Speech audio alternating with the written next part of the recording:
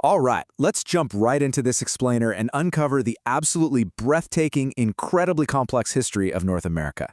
And I mean a history that was unfolding long, long before the United States was ever even a thought. When we look out at our modern highways, our sprawling cities, and endless farmlands today, it's really easy to just assume this landscape is a relatively recent creation. But today, we're going to peel back those layers. We are going to explore an ancient world of monumental engineering, vast continental trade networks, and this absolutely relentless human drive to achieve the impossible. So, there's a massive mystery at the heart of this topic, and it challenges pretty much everything a lot of us were taught in school about the origins of this continent. Think about it. What if some of the greatest cities in American history existed thousands of years before America even became a country? Right beneath our concrete and our forests lies a completely forgotten world that modern archaeology is only just now fully bringing to light. Part 1. The Hidden Ancient America. Let's get into it. Modern archaeology literally shatters that old colonial-era myth we all grew up with. For the longest time, the standard textbook narrative painted North America as this primitive, empty, static wilderness just sitting around waiting to be discovered. But the actual reality? Absolutely not. It was a vibrant, thriving land filled with complex, monumental, and constantly evolving indigenous societies that deeply, deeply understood and transformed their environments. Just wrap your head around the deep history here. We have evidence of human presence, like the Clovis culture, stretching back over 13,000 years.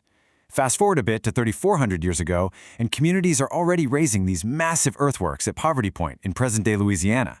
By 2,000 years ago, the Hopewell traditions were building enormous, mathematically precise geometric earthworks in Ohio. And then, 950 years ago, we hit the absolute peak of the great city of Cahokia, centuries before European contact. So yeah, this wasn't some static landscape. It was a highly dynamic, constantly changing world. Part 2. Cities before the United States. We are talking about massive, highly organized societies thriving right along the rivers of North America. The Mississippian societies weren't just small, temporary camps, not even close. These people were the builders of massive earthen mounds, creators of sprawling urban centers with advanced agricultural systems, and organizers of incredibly complex political landscapes.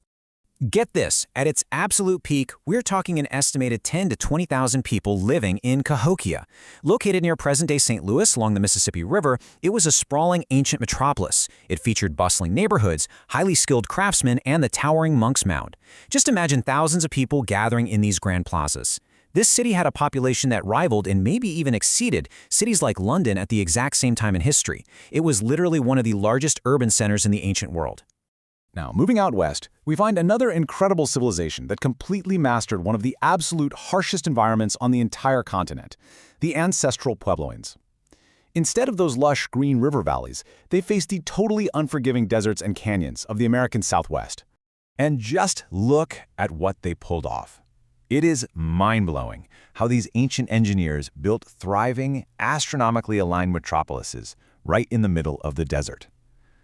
Chaco Canyon featured massive, multi-story stone structures, deeply complex road systems stretching for miles across the landscape, and ceremonial spaces perfectly aligned with the movements of the sun and the stars. A true, undeniable marvel of ancient engineering. Part 3. Engineering and Ancient Trade. So these ancient cities were definitely not existing in isolated little bubbles. Physical goods were moving thousands of miles across a highly sophisticated trade network. We're talking copper coming all the way from the Great Lakes, marine shells moving up from the Gulf Coast, and obsidian traveling from the distant west, all being systematically traded and transported. But here's the really cool part. It wasn't just physical stuff moving. Ideas, technologies, artistic styles, and cultural practices traveled right alongside these materials, connecting communities across the massive scale of the continent. It's like an ancient superhighway of commerce. And they did all of this using generations of scientific observation to engineer their environments completely without modern machinery. Think about that. They didn't have surveying lasers, they didn't have bulldozers, yet they constructed precise geometric earthworks that still boggle the minds of modern engineers. They managed incredibly complex irrigation systems to make literal deserts bloom, and they built monumental architecture grounded in deep, sophisticated astronomical knowledge. Part 4. The Mystery of Change. So that naturally brings us to one of the most compelling mysteries of all. What actually happened to these massive urban centers? Why did places like Cahokia and Chaco Canyon eventually transform and decline? Well, we have to investigate this mystery using real, hard evidence. And yes, that means leaving behind all those wild internet conspiracies about aliens, Atlantis, or mythical lost races. The real historical and archaeological story of why these places transformed is honestly far more fascinating and far more human than any internet myth. The archaeological evidence strongly points to a complex combination of factors, rather than just one single, dramatic, catastrophic event. We're looking at severe climate variability, like prolonged, devastating droughts in the Southwest. We see shifting trade networks, widespread political and social reorganization, and deliberate regional migration. It wasn't the end of the world. It was a calculated adaptation to changing environmental and social pressures. And I really want to make sure you take this point away with you today. The people did not just mysteriously vanish. That is a super popular myth, and we really need to retire it. They didn't vanish into thin air. They migrated, they reorganized, they adapted. Indigenous history did not just end. They survived, and their descendants are the living indigenous nations and communities that are very much alive, active, and thriving today.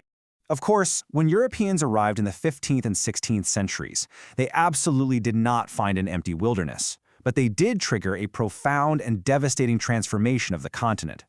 The sudden introduction of infectious diseases, widespread warfare, forced displacement, and deep cultural disruption forever altered the landscape. But it's crucial to remember that even in the face of this unbelievable upheaval, indigenous nations resisted, they adapted, and they preserved their traditions. Part 5. Betting on the impossible. As we look across this vast timeline, a really fascinating theme starts to emerge. That ancient drive to engineer the impossible, to build sprawling cities in unforgiving deserts, to connect vast distances through sheer willpower. It's a continuous human story on this landscape. It didn't just start 100 years ago. To understand this relentless spirit of ambition today, we really only need to look at modern innovators who echo that exact same willingness to push boundaries and risk everything to build the future. Take Elon Musk's incredible progression of impossible bets, for example. He started by building software, right? Creating Zip2 and helping build PayPal. That deal gave him some very serious money. But instead of just retiring to a beach somewhere, he took that massive fortune and poured it into ideas that sounded completely insane to most people at the time. He bet on private spaceflight with SpaceX, aiming to make space travel cheaper. And he bet on revolutionizing electric vehicles with Tesla back when EVs were universally seen as slow and boring. He pushed his chips all in when pretty much everyone thought he was crazy. And honestly, things almost completely fell apart. He was burning through cash. SpaceX suffered multiple devastating rocket failures. Tesla faced massive, existential financial pressure. He was staring straight down the barrel at the possibility of losing absolutely everything. But even when facing that crushing pressure, his response perfectly captured the ultimate essence of human resilience. He just said, "All right, let's try again." And, well, eventually, that SpaceX rocket made it. Whether we are talking about the ancient astronomers and engineers mapping the cosmos in Chaco Canyon, or modern launch pads sending massive rockets into orbit, this explainer shows a timeless human obsession on this continent. It's a relentless focus on innovation, on overcoming catastrophic failure, and constantly pushing the boundaries of what is technologically possible. At its core, it's the story of taking a massive risk on a grand vision. So I'll leave you with this final, somewhat provocative thought. Our history didn't begin when someone drew a line on a map or signed a piece of parchment. The story of pushing boundaries and building the impossible has literally been happening right here for thousands of years. The past is never truly gone. So if we've only just begun to uncover these massive ancient cities and trade networks, what other incredible impossible stories are simply waiting right beneath our feet, just waiting to be discovered?